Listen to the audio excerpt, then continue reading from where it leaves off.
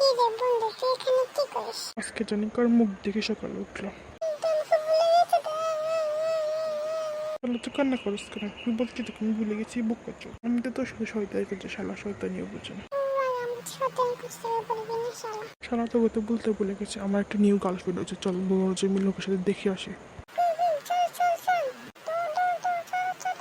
শালা বেটা মানে পাগল হয়ে গেছে, এদিক দিয়ে না তো ওই দিক দিয়ে ওই দিক। এই তো আমি দৌড়ছি, তারা আমার জন্য দাঁড়া। ভাই আমি দৌড়তে পারি না, তুই তো আগে থেকে তো জানিস।